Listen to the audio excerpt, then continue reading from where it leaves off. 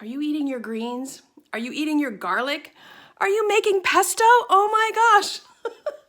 Okay, so I'm seeing a lot of recipes for comfort food going around right now, a lot of pictures of people eating and making comfort food.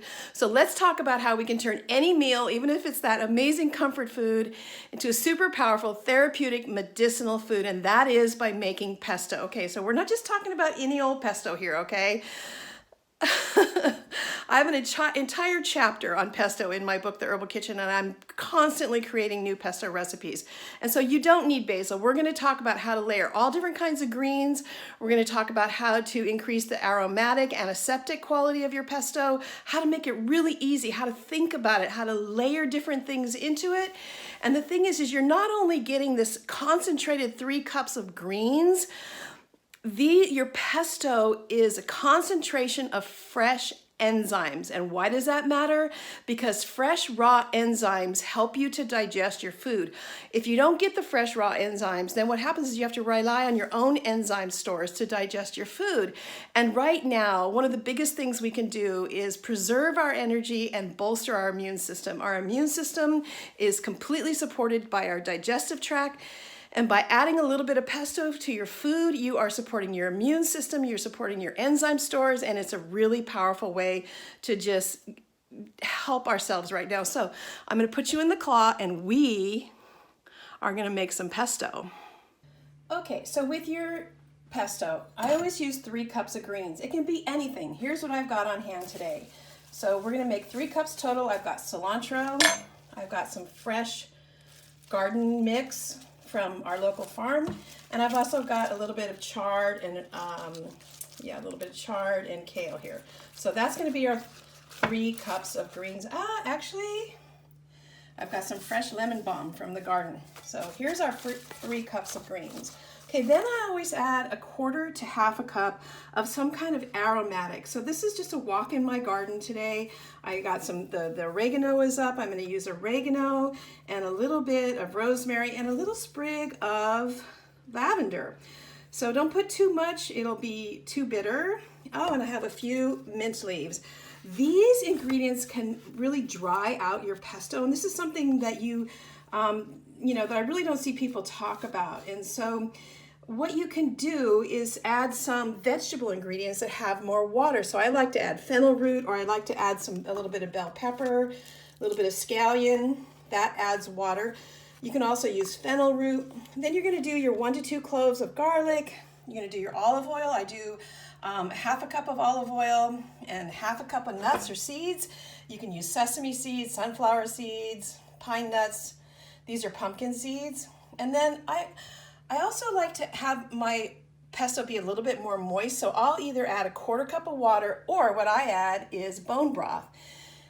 And if you go over to my blog at CamiMcBride.com, I did a really good post on how to make amazing medicine broth. So we're going to add 1/4 cup of medicine broth. And then for the salty, you can either add salt, a little bit of salt, and or dulse, or any kind of seaweed really, to flavor, okay? And then I always like to add a little squeeze of lemon at the very end. Okay, 3 cups of greens, 1/4 to 1/2 cup of aromatic herbs, 1/4 to 1/2 cup of your more watery vegetable ingredients, 1 to 2 cloves of garlic. Then you've got your olive oil, 1/4 to 1/2 cup, 1/2 cup of nuts, and then your salt, okay? There's many other things. Like if you go over to, I've got a really good cooking class online, really inexpensive right now. Sorry, I'm putting you in the claw so I can do this. You can go over the internet and browse myherbalkitchen.com.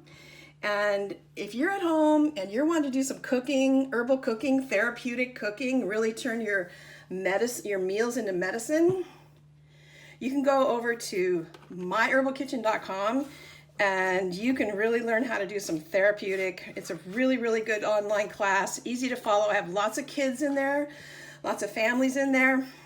myherbalkitchen.com. If you want to do some therapeutic cooking, go there. Okay, so ready? What I do is I put my liquid in first.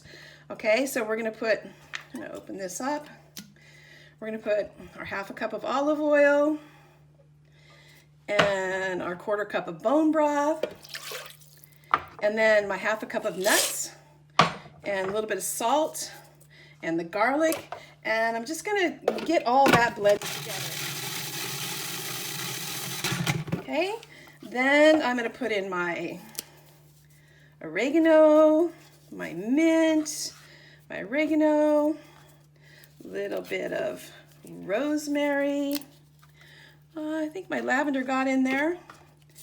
I'm gonna put in the green onions, a little bit of bell pepper. I love the bell pepper, it adds a really nice flavor. I don't like green bell pepper in here, but you can add red or orange bell pepper. And then we're gonna put in our 3 cups of greens. Garden mix, kale, chard, lemon balm, cilantro.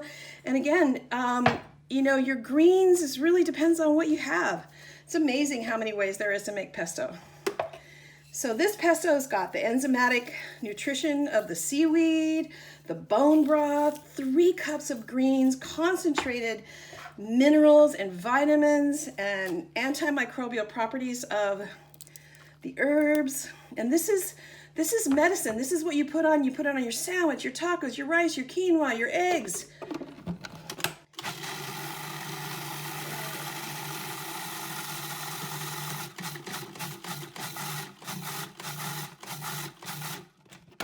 Yum. It's funny, every batch is always different. It's amazing. This is good, good, good, good. So, are you making pesto? What we like to do is we make pesto every couple days, and it just goes on the table like this. We put it on here. We'll put this on for breakfast. This is your medicine. Your food is your medicine. You can check out my medicinal food cooking at myherbalkitchen.com. But are you making pesto? What are you making pesto with? I hope you're making pesto. Okay, enjoy. Stay healthy.